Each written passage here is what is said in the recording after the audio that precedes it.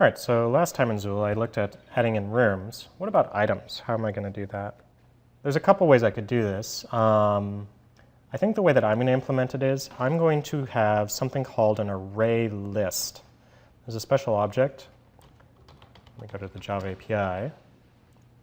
Java API array list. So an array list is a special kind of array of sorts, which actually changes size as you add more things into it. So if I create a new array list, I can say what kind of thing it holds, and then I can add things in, which just puts it at the end. If I need to get a particular one, then I can say get and give it an index, and it'll give me that particular one. So I can say get one, and it'll give me the one object inside there. It starts at 0, just like arrays. It tells me if it contains something, which will be useful for items. It can tell me the size of it. It can tell me if it's empty, is empty. So there's a lot of things that you can do with an array list. It uses a slightly different syntax than you're probably used to. So let me start with my inventory. So I'm going to create an array list. And I'm going to create an array list of items. So I'm going to actually create another class to add to this, which will be the item class. It'll basically just have a description. So I could even just make this a list of strings, but there may be more I want to do with items, and some of you might want to do more with an item. So this will be inventory is a new array list of items. So this is called having a generic type. These, I call these tags from HTML. So you have a less than and greater than sign and the kind of object you're putting inside of it. So array lists allow you to use generic types, and actually hash maps do as well.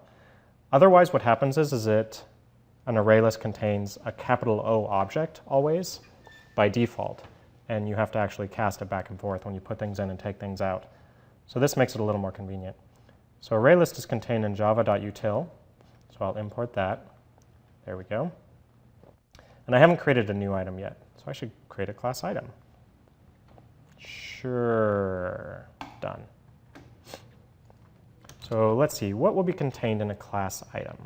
Well, it's going to have a string, which is a description. When I create a new item, so this is the constructor, then I want to be able to, probably if I create a new item, I'm going to be passing in a string. And I'll just set the description to be whatever that is. And then likely I'm going to need to be able to get this description. So I'm going to be passing back a string,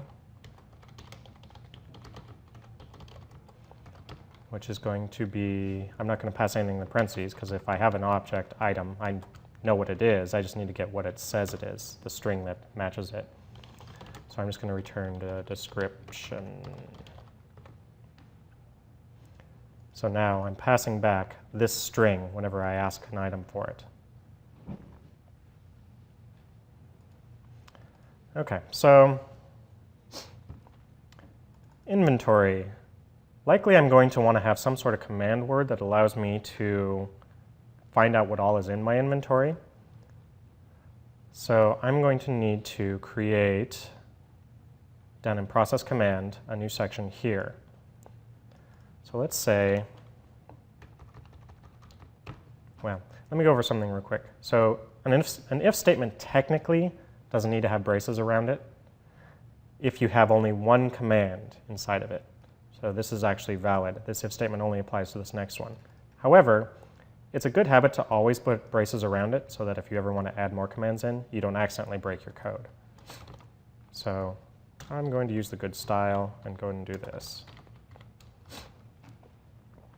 So I need something else like this, else if command word dot equals inventory. And my goal is to print out everything that I currently have. I'm going to create a method called print inventory. I don't think I need to pass anything to it because I'm not going to be passing it a second word. Yeah, I just wanted to print out my inventory. And indeed, I do want to create this method print inventory. Just put it down here right next to it. And what I'd like to do is go through and basically print out everything that is in my inventory. So I'm going to create a string output. I'm going to make it blank initially. And then I'm going to use a for loop to basically walk through everything in this array list of items. So I'm just going to go through and add a bunch of things to this output and then print out this output. So I'm going to start at 0, go up until I reach inventory.size. Now keep in mind an array uses a method for its size. It's not like the arrays which have just length. So I have to have the open and close parentheses on the end of this. So output is going to be itself plus, let's see, I need to do the item. So inventory.get I. So that's an item, but that's not a string, and I'm adding it onto a string. Dot get description.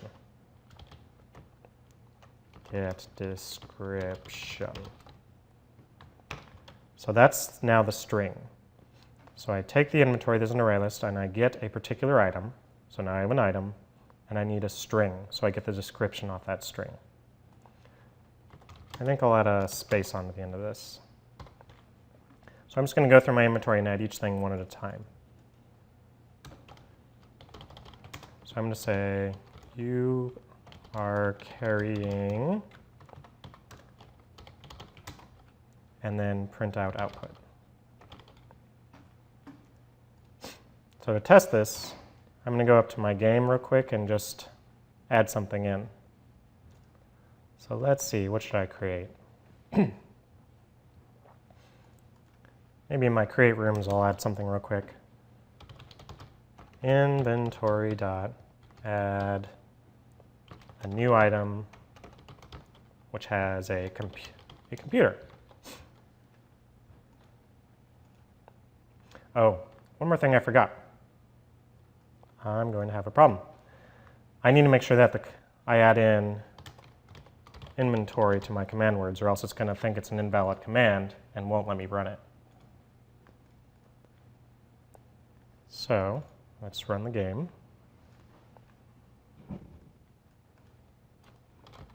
Does help have it? Hey, look, inventory's in there. Your command words are all those things. Inventory. You are carrying a computer. Awesome. Okay, so there's that.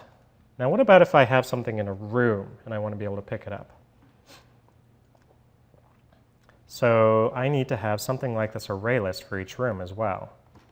So let me go ahead and add this to the room itself. So besides exits, I'm also going to have something about items. Okay, so I'm going to need to be able to, much like setting exits and getting exits, I'm going to need to be able to set items, and get a string that describes them all. So let me go ahead and put those all in. So get items from the room.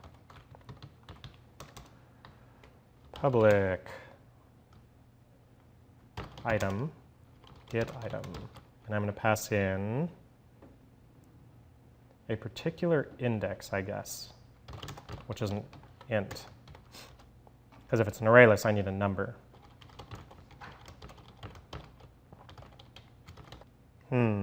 I may have problems with this in a little bit. We'll see. Next, public void set item. So I'm going to have a particular item, new item.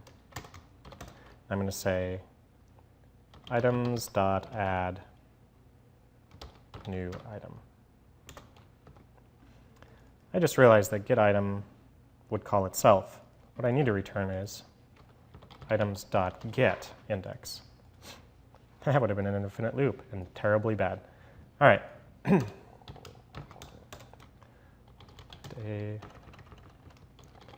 particular item in the room.